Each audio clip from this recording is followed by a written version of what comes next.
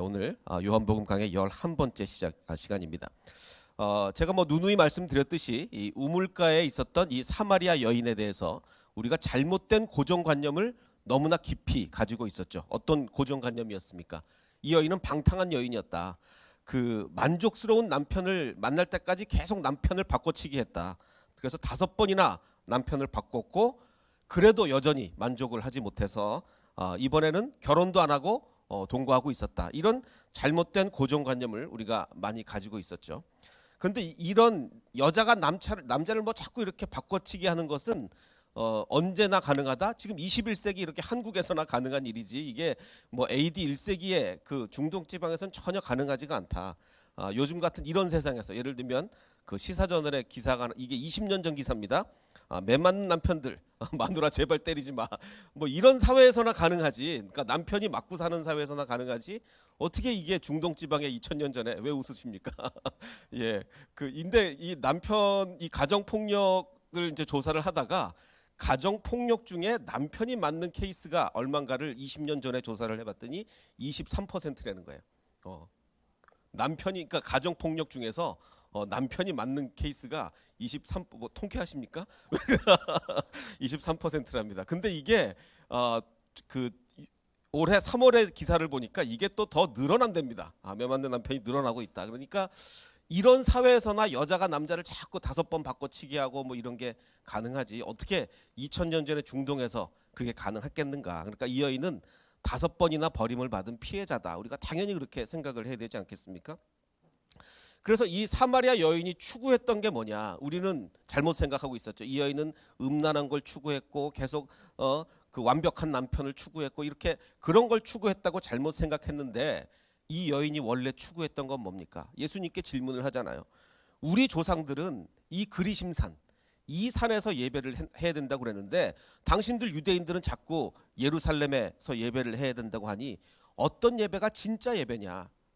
내가 내 인생에 가장 궁금하고 가장 내가 알고 싶은 것은 예배다. 어떤 게 참된 예배냐를 예수님께 물어보잖아요. 그러니까 예수님이 뭐라고 대답을 하십니까? 장소 문제가 아니다. 이 산에서도 말고 예루살렘에서도 말고 장소가 뭐가 문제가 되겠느냐.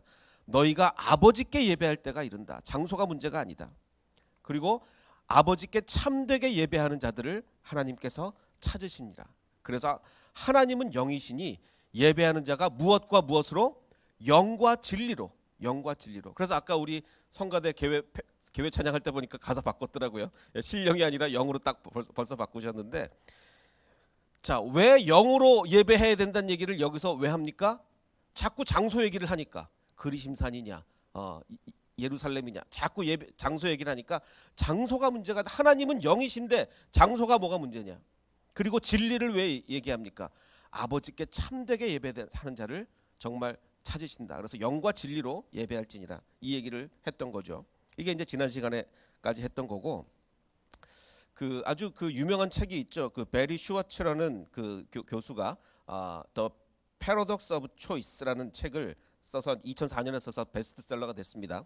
선택의 역설이라고 번역할 수 있는 책인데 이 책의 내용은 이렇습니다. 두 그룹의 이제 대학생들에게 좋은 초콜릿, 맛있는 초콜릿을 골라봐라라고 해서 한 그룹에게는 그래서 이제 맛에 대해서 10점 만점으로 평가를 해라. 그래서 한 그룹은 초콜릿을 6개를 줬어요. 이 중에 뭐가 제일 맛있냐? 각각 6개마다 10점 만점으로 평가를 해라. 또 한 그룹은 30개의 초콜릿을 주면서 이 중에 뭐가 제일 맛있냐? 각각 30개의 초콜릿을 10점 만점으로 평가를 해봐라. 자, 그래서 첫 번째 그룹은 6개를 하나씩 먹어보면서 이거는 몇 점, 이거는 몇 점 이렇게 평가를 내리고 30개 받은 우리 대학생 그룹도 하나하나 먹어보면서 몇 점 점수를 매겼는데 이 6개의 평균과 30개의 평균 점수가 어느 게 높았을까요? 어느 게? 6개를 받은 사람들이 더 만족을 했어요. 이거 맛있다. 30개를 왕창 받으면 이건 별론데 이러면서 이제 먹는 거예요. 자, 그러면 왜 적게 받은 사람이 더 만족을 했을까? 또 다른 실험이 있습니다. 미국의 취업자 500명을 대상으로 조사를 했는데 이력서를 여기저기 막 넣는 사람이 있고 그냥 몇 군데 넣는 사람이 있잖아요. 물론 그래서 많은 곳에 이력서를 넣은 사람과 적은 곳에 넣은 사람이 있는데 전체적인 평균 연봉은 누가 더 높았을까요? 많은 데를 넣어서 골라가는 사람하고 그냥 몇 군데 넣는 사람하고 평균 연봉은 물론 약 20%가 많은 데 넣은 사람이 더 높았어요. 당연히 여러 개 중에 잘 골라갔으니까. 자, 그런데 만족도 조사를 했더니 그 직장에 대한 만족도 조사를 했더니 만족도는 더 낮은 거예요. 더 낮아요. 왜 낮았을까요? 여러 가지 이유가 있지만 이 사람들 머릿속에는 사람의 성향이 다른 거예요. 정말 어떻게든지 제일 좋은 데를 골라가려는 사람과 그저 이제 어느 정도에서 어느 정도 선에서 이 정도면 괜찮다라는 그 사람의 성향이 다른 건데, 정말 많은 곳에 이력서를 넣은 사람은 이런 생각을 가진다는 거예요. 내가 여기 말고 더 다른 데 갔으면 더 좋았을 텐데. 이런 생각을 자꾸 하니까 만족도가 낮다는 거예요. 오히려 적은 데서 고른 것보다. 우리 여기 계신 우리 형제 자매님들 배우자를 고를 때 한 100명 중에 고르셨죠? 아닌가요?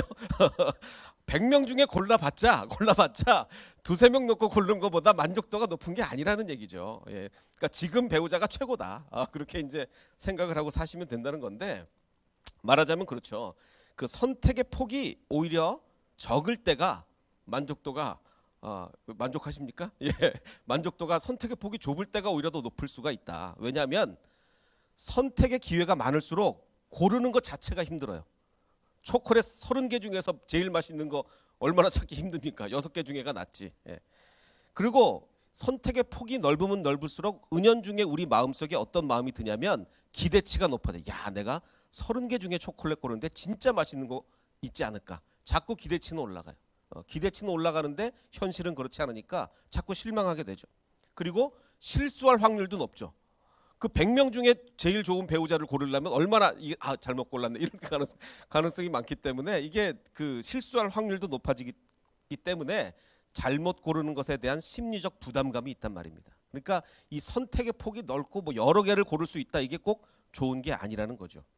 그래서 우리 아이스크림 가게 가면 뭐 31개 메뉴 뭐 이렇게 쫙 나오는 게 이게 뭐 꼭 그렇게 좋은 게 아니란 말입니다. 자, 그래서 이 책에서 그 중요한 얘기가 나오는데, 그 맥시마이저랑 그 세티스파이서라는 이 두 개념을 비교하면, 이게 뭐 번역을 굳이 하자면 최고를 추구하는 사람, 그리고 어느 정도 선에서 만족하는 사람, 이 두 가지가 있어요. 여러분은 어느 쪽에 속하십니까? 이게 사람마다 성향이 다르거든요.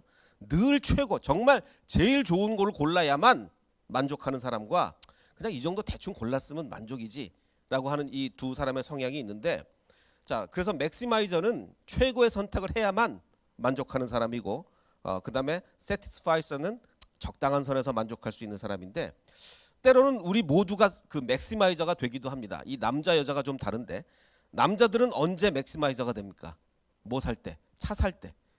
차 살 때 온갖 거를 다 비교해요. 뭐 국내에 나오는 차 다 봅니다. 여자들은 언제 맥시마이저가 됩니까?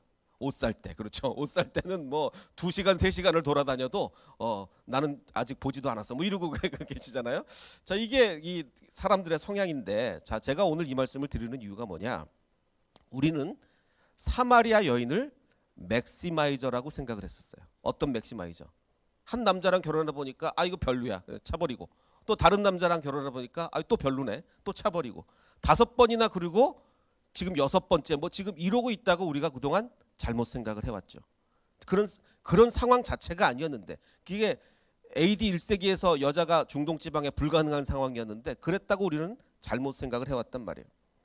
자, 그런데 이 여자는 자기의 육적인 만족을 위해서 끊임없이 남자를 선택한 여자가 아니었죠.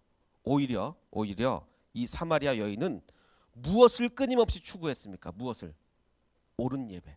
이 여인은 영적 충족, 육적 만족이 아니라 영적 충족을 위해서 끊임없이 옳은 예배를 추구했던 거래요. 그리심산 여기서 예배 드려야 되나?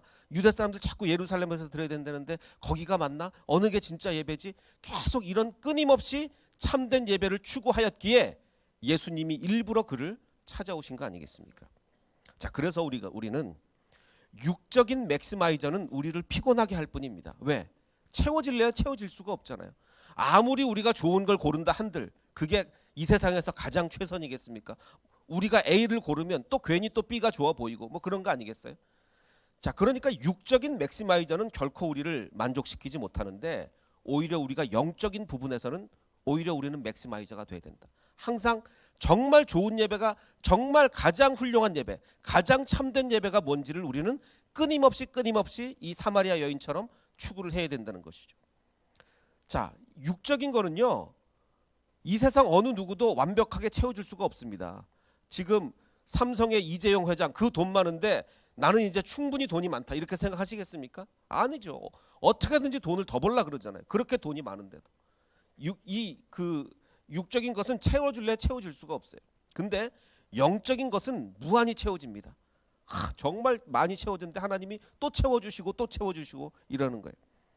그래서 영적인 것은 끊임없이 채워질 수가 있기 때문에 오히려 우리는 영적인 맥시마이저가 돼야 된다. 끊임없이 가장 좋은 예배를 추구하고 가장 잘 섬기는 것이 무엇인지를 우리는 끊임없이 추구해야 된다. 사마리아 여인처럼. 이것이 우리에게 주는 가르침입니다. 자, 그래서 이 여인은 예수님이 이렇게 놀라운 가르침, 하나님은 영이시니 예배하는 자가 영과 진리로 예배할지니라, 이 놀라운 가르침을 받자 여인은 물동이를 버려두고 동네로 뛰어들어가죠. 사람들한테 이렇게 얘기합니다. 내가 행한 이 모든 일들을 내게 말한 사람을 와서 봐라. 이는 그리스도가 아니냐. 그리스도가 아니면 어떻게 이런 일을 할 수가 있겠는가 라고 이제 그 마을로 뛰어들어가는 거죠. 자, 주님을 만나기 전에는 이 여인은 세상을 피하는 여인이었어요. 아무도 보지 않는, 정말 뙤약볕에 아무도 나오지 않는 그 시간에 물을 기르러 나오는 세상을 피하는 여인이었습니다. 그런데 주님을 만난 후에는 어떻게 됩니까? 세상을 향하여 나가는 여인이 됩니다. 복음을 전하기 위해서 물동이를 버려두고 세상을 향해 복음을 전하러 나가는 그런 여인이 되는 거죠. 그래서 이제 그들이 동네에서 나와서 예수님께 옵니다. 예수님께 오자 여자의 말이, 내가 행한 모든 것을 이분이 말했다. 이분은 어마어마한 분이다. 이렇게 얘기를 하자 그 동네 사람 중에 많은 사마리아인이 예수를 믿는지라 라고 돼 있는데, 자, 여기 분명히 믿었다고는 돼 있는데 문제는 뭐냐면, 제가 거듭 말씀드리지만 이 요한복음이라는 책은 모든 성경 중에서 가장 어떤 믿음을 경계를 합니까? 표적을 보고 믿는 믿음. 표적 보고 믿는 믿음은 정말 낮은 수준의 믿음이라는 것을 끊임없이 강조하는 책이 요한복음이에요. 지금 요한복음 처음부터 계속 그 얘기를 하고 있는 거예요. 표적 보고 믿지 마라. 표적 보고 믿지 마라. 그 얘기를 계속 하고 있는 거예요. 근데 여기서도 지금 사실은 이 사마리아인들이 뭘 보고 믿은 거예요? 와, 예수님이 네 옛날에 행한 일을 그렇게 다 맞췄어. 5번이나 쫓겨나고 이거를 다 맞췄어. 그러니까 요즘 말로 하면 그죠. 참 용하시네. 그 얘기예요. 참 용하시네. 그리고 믿은 거예요. 자, 그러니까 이 표적 보고 믿는 것을 극도로 비판하는 요한복음에서 그럼 과연 믿기는 믿었다고 하는데 이 믿음을 어떻게 평가할 것인가? 아, 정말 잘했다. 그걸 보고 믿었으니 잘했다 라고 평가할 것인가? 아니다. 그걸로는 충분한 믿음이 아니고 진짜 믿음으로 나가야 된다 라고 할 것인가? 그 얘기가 이제 바로 뒤에 나오는 거예요. 40절을 보면 사마리아인들이 예수께 와서 자기들과 함께 유하시기를 청하니 거기서 예수님이 이틀을 더 유하셨습니다. 자, 원래 유대인들은 사마리아인과 상종하지 않죠. 상종이라는 뜻을 원래 원문에는 어떤 뜻을 가지고 있다고 했습니까? 그릇을 나누어 쓰지 않습니다. 사마리아 사람들이 쓰는 그릇을 같이 쓰지 않아요. 물도 같이 마시지 않고. 근데 이틀을 더 유했다는 얘기는 밥 먹고 주무시고 다른 유대인들과 달리 예수님은 그들과 함께 이틀을 유하셨어요. 자, 그러자 이게 이제 40절인데 그 다음 41절에 예수의 말씀으로 말미암아 믿는 자가 더욱 많아졌다라고 얘기합니다. 말씀으로 말미암아 믿는 자. 좀 전에는 뭐 때문에 믿은 거예요? 용하다, 잘 맞춘다, 그래서 믿은 거예요. 근데 이제는 말씀으로 말미암아 믿는 자가 더욱 많아졌으니 이제 사마리아 사람들이 그 우물가 여자한테 가서 말하되 이렇게 얘기합니다. 이제 우리가 믿는 것은 이틀 전에 믿는 거하고 다르다. 이제 우리가 믿는 것은 너로 말미암, 예수님이 네 얘기를 잘 맞추고 그래서 믿는 게 아니니 이는 우리가 친히 말씀을 듣고 그가 참으로 세상의 구주이신 줄을 참으로 알미라. 그전에는 어떻게 알았습니까? 야, 용하다, 내 것도 맞추겠지, 나 좀 뭐 좀 물어봐야 되겠다, 뭐 이런 식으로 믿었는데 야, 이제는 말씀으로 믿게 되었고 예수님의 말을 듣고 이제는 이분이 참으로 세상의 구주이신 줄을 말씀을 통해서 알았다. 이렇게 된 거죠. 자, 그러니까 예수님이 계신 그동안 일어난 일은 바른 믿음으로의 전환이에요. 처음 믿음은 뭡니까? 기적, 표적, 대단하다. 이렇게 믿었는데 예수님이 계시는 그 이틀 동안 올바른 믿음으로, 말씀에 의한 믿음으로 전환이 일어납니다. 이게 정말 놀라운 일이죠. 그래서 이제는 어떻게 예배를 드립니까? 진리로 예배하게 된 거예요. 이제는 진리로. 그전에는 진리가 없었죠. 예수님의 올바른 말씀을 듣지 못했습니다. 그전에는 진리가 아니었는데, 자, 그러니까 이게 뭐냐면 우리가 이제 표적을 보고 믿는다면, 기적 보고 놀랍다 그래서 믿는다면, 이것은 이럴 수는 있어요. 진실된 마음으로 드리는 예배니까 진정으로 드리는 예배까지는 되죠. 그러니까 제가 지난 시간에 말씀드렸, 다시 한번 중요하니까 반복을 하면, 진정으로 예배를 드린다는 얘기는 뭡니까? 진정. 내 마음은 거짓말이 아니야. 나 진짜야, 진짜. 내 마음 진짜고. 예를 들면 옛날에 우리 어머님들이 정말 진정으로 예배 드리셨잖아요. 그 헌금도 막 다리미로 다려가지고 돈 빳빳하게 해서 헌금 드리고, 정말 우리가 진정으로, 정말 거짓말이 아니고 내 마음 다 해서 정말 옷도 잘 정말 깨끗하게 차려입고 진정으로 예배를 드렸는데, 이 예배가 진정만 가지고 되느냐? 진정만 가지고 안 된다는 거예요. 그 안에 예수님의 진짜 말씀, 진리가 있어야지. 진리가 있어야지. 진정만 가지고 성경 엉뚱하게 잘못 해석하고 이러면 안 된다는 거죠. 그래서 예수님은 진리로 예배하라, 정확한 말씀의 이해로 예배하지 못하였던 거죠. 그래서 예수님은 하나님은 영이시니 예배하는 자가 영과 진리로 예배할지니라, 이렇게 말씀하신 겁니다. 자, 그래서 이제 거기서 사마리아에서 이틀을 머무시고, 이틀이 지남에 예수께서 거기를 떠나 어디로 가셨어요? 갈릴리로 가십니다. 지금 출발을 어디서 하셨습니까? 출발을 저 밑에 유다에서 출발해서 사마리아 지나서 이제 갈릴리로 가신 거예요. 이제 갈릴리로 가시면서 하시는 말씀이 뭐라고 얘기하시냐면, 친히 증언하시기를 선지자가 고향에서는 높임을 받지 못한다라고 하시면서 이제 갈릴리로 가신 거예요. 자, 근데 예수님의 고향은 어디입니까? 고향은 베들레헴이죠. 고향은 베들레헴에서 태어나셨잖아요. 근데 갈릴리로 가시면서 고향에서 높임을 받지 못한다, 이렇게 하신 얘기는 뭐냐?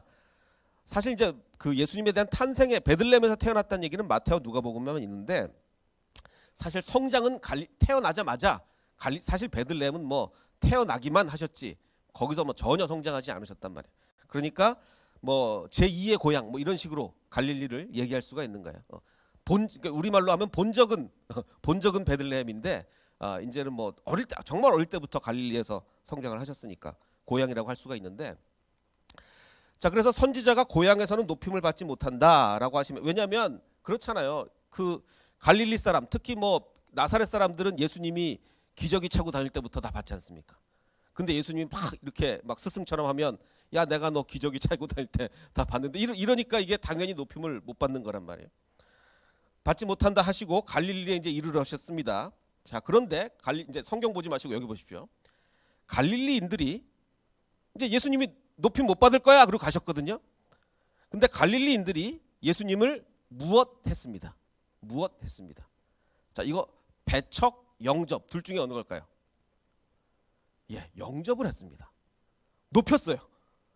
예수님이 높임 못 받을 거야 그러고 가셨는데, 이 갈릴리 사람들이 예수님을 높였단 말이에요. 도대체 이게 그럼 뭐냐?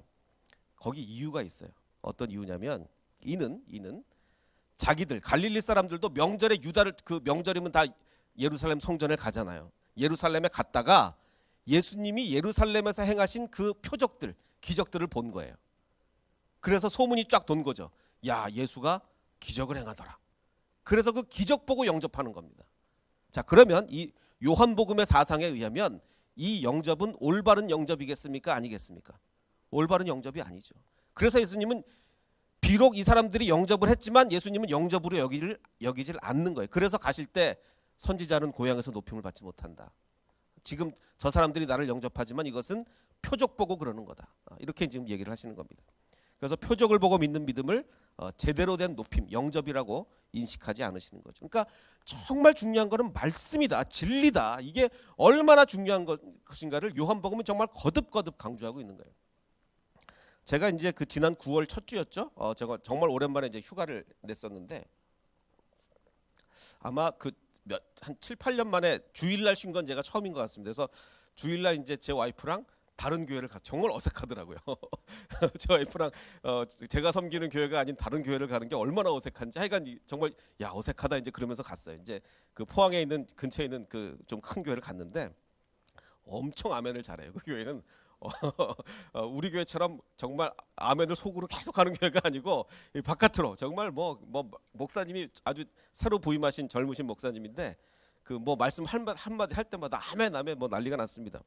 근데 이제 그 목사님이 이제 설교 중에 이런 말씀을 하세요. 이 목사가 이제 목회를 할 때 천사처럼 목회를 해도 반대하는 사람이 있고 마귀처럼 목사를 해도 순종하는 사람이 있다. 뭐 맞는 얘기는 맞는 얘기죠. 그러니까 어쨌든 천사처럼 목회해도 반대하는 사람이 있습니다. 그러니까 아멘. 그러니까 또 뭐 마귀처럼 목회해도 순종하는 사람이 있습니다. 그러니까 아멘. 뭐 여기까지는 좋았습니다. 근데 이제 이 사람이 이 목사님이 이제 농담을 좀 했어요. 그래서 제가 근데 좀 마귀처럼 목회하지 않습니까? 이렇게 하니까 거기다 또 아멘 뭐 이렇게 하는 거야. 아니 좀 얘기를 들어가면서 아멘을 해야죠. 제가 마귀처럼 목회하지 않습니까? 그러면 아닙니다 뭐 이런 얘기가 나와야 되는데 거기다 대고 아멘 뭐 이렇게 얘기를 하니까 여기 이건 뭘 얘기하는 겁니까? 듣지도 않고 그냥 아멘 한다는 얘기예요. 그 얘기를 설교를 듣지도 않고 예? 예. 그 사실 뭐 저는 이제 어떤 일이 있었냐면 옛날에 제가 이제 청년 때 이 성가대에서 칸타타를 했어요. 칸타타를 하는데 성탄절 때였습니다. 그래서 제가 엄청 멋있는 역할을 맡았는데 그게 악역의 헤롯 역할을 맡았는데 뭐가 멋있냐면 노래가 멋있어요. 노래가 얼마나 노래가 멋있는지 솔로를 했는데 맨 마지막에 끝날 때 죽이리라 예수 뭐 이런 거예요. 그 예수를 죽인다고 헤롯이. 근데 노래가 너무 멋있으니까 죽이리라 예수 하는데 사람들이 아멘 그러는 거예요. 아니 내용을 좀 들어가면서 아멘 하셔야지.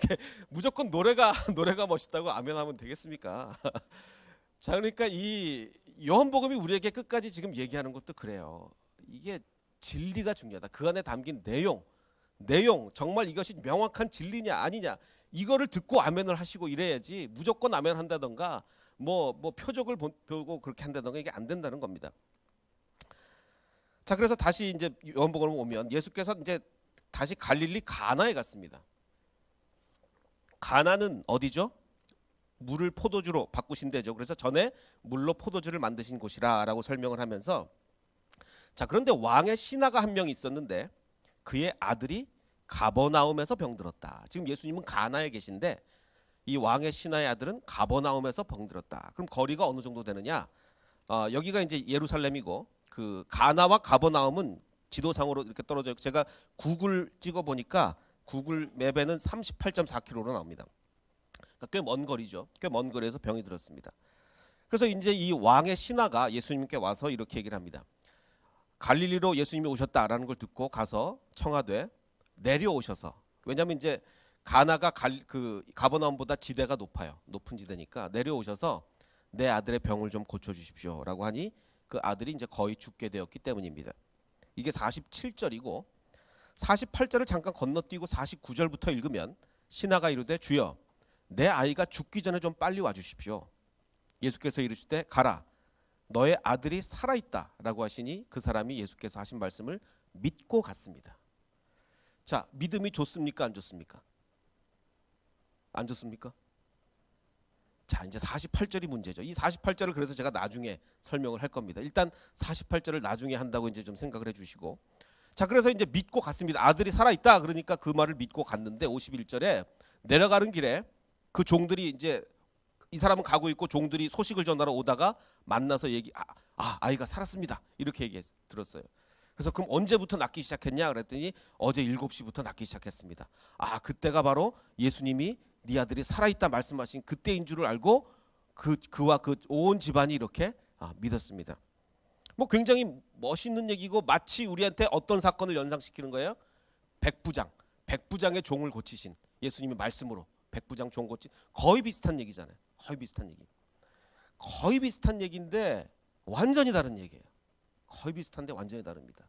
그 백부장의 얘기 누가복음 7장을 보면 백부장이 사람 보내서 이렇게 얘기합니다. 주여 수고하지 마옵소서 내 집에 들어오는 걸 나는 감당조차 못하겠습니다.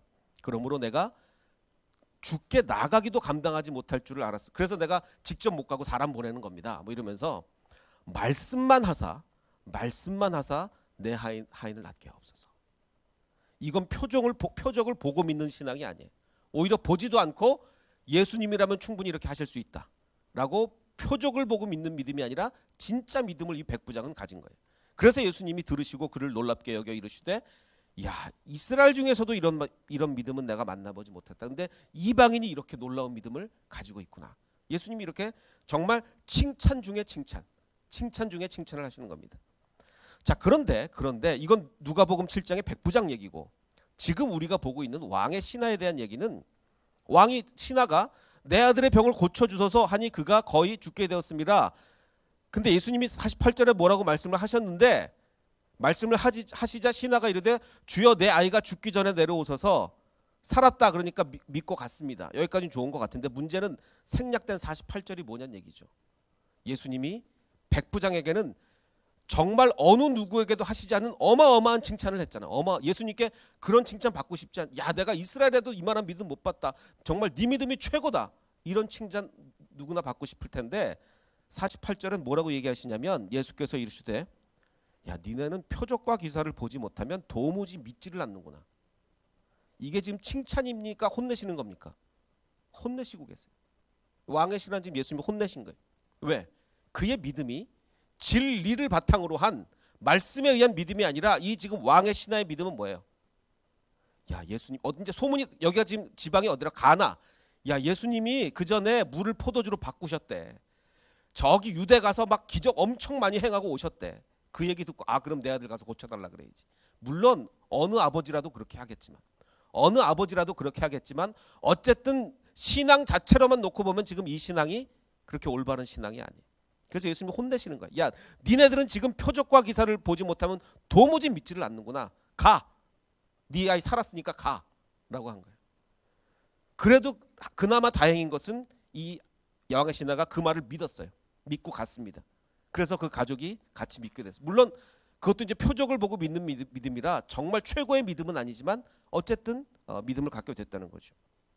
자, 그래서 사복음서 중에서 가장 요한복음은 뭘 강조한다 그랬습니까? 육과 영을 나누잖아요. 요한복음처럼 육과 영을 많이 나누는 책은 없어요. 영을 강조합니다. 영을.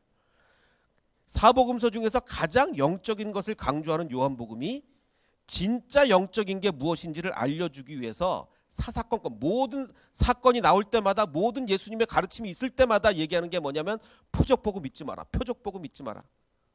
우리 생각엔 우리가 고정관념하고 너무 다르다니까요. 우리 고정관념은 야, 성령 충만 집회. 그러면 여러분 가서 야, 내가 가서 진짜 그동안에 나 해석 못했던 성경 그 깨달음을 얻고 오겠구나. 성령 충만 집회. 그리고 가겠습니까? 야, 내가 가면 이번에 뭐 병을 고쳐올까? 뭐 방언 받을까? 둘 중에 어느 생각하고 가시겠습니까? 성령 충만 집회. 후자잖아요. 우리는. 야, 가면 뭐 뒤집어지는 역사가 일어나겠지. 뭐 팔 부러진 거 붙겠지. 뭐 이러면서 지금 성령 충만 집회 간단 말이에요. 근데 그게 아니죠. 물론 성령 충만하면 부러진 팔도 붙을 수 있고 뭐 이 세상 어떤 일도 벌어질 수 있지만 성령 충만 집회라는 건 뭡니까? 그동안 알지 못했던 성경을 깨닫는 것이 성령 충만 집회인 거예요. 지금 요한복음은 그거를 강조하고 있는 겁니다. 진짜 영적인 게 뭐냐? 진짜 영적인 거. 그래서 표적을 보고 믿는 신앙은 왜 안 좋느냐? 사실 이게 굉장히 자극적인 신앙이기 때문에 끊임없이 더 큰 표적을 구합니다. 표적 보는 사람들의, 표적을 쫓아다니는 사람들의 그게 뭔지, 이 부흥의 신앙 가진 사람들이 보통 이래요. 부흥의 신앙 어떻습니까? 부흥에 너무 좋아하는 사람들은, 부흥에 뭐 나쁘다는 게 아닌데 좋죠. 근데 거기 빠지면, 부흥의 신앙에 빠지면 부흥회 하는 데마다 쫓아다녀요. 근데 그게 그렇게 신앙의 성장을 일으켜 주느냐? 그게 아닙니다. 말씀의 깊이에 빠져들어야죠. 말씀의 깊이에. 이것은 마치 뭐다? 자, 제가 표적을 보고 믿는 신앙은 영적 신앙이라고 했습니까? 육적 신앙이라 했습니까? 그건 육적 신앙입니다. 오히려 자극적이고 뭔가 내 안에서 뭔가 얻어지는 걸 바라고. 그래서 이것은, 이 사람들은 육적 맥시마이저가 되는 거예요. 아까 말씀드린 육적인 맥시마이저. 뭔가 계속 많은 것 중에서 최고를 추구하는, 육적으로. 자, 그런데 아까 오늘 말씀의 핵심은 바로 이겁니다. 아까 사마리아인들의 했던 그 고백이 오늘 말씀의 핵심이에요. 이제 우리가 믿는 것은, 우리가 처음에는 예수님이 네 얘기 다 마치고 그랬다 그래서 믿었는데, 이제 우리가 믿는 것은 너의 말로 인함이 아니니 이는 우리가 친히 듣고 그가 참으로 세상의 구주인 예수님이 말씀하시는 걸 듣고 이제 우리는 진짜로 믿게 되었다. 바로 이겁니다. 그래서 오늘 제가 여러분께 말씀드리고 싶은 것은, 우리는 영적인 맥시마이저가 돼야 된다. 영적으로 최고를 추구해야 된다. 내가 드리는 예배가 진리로, 진짜 진리로 드리는 예배냐, 내가 정말 옳은 예배를 드리고 있느냐, 어떻게 내가 정말 좀 더 좋은 예배, 좀 더 진실한 예배를 어떻게 하면 최선을 다해 드릴 수 있느냐. 지난번에 잘 드렸다고 만족하지 않고 매주마다 내가 어떻게 최선의 예배를 드릴 수 있느냐, 이것을 고민하는 영적인 맥시마이저가 되는 저와 여러분이 되시기를 주님의 이름으로 축원합니다.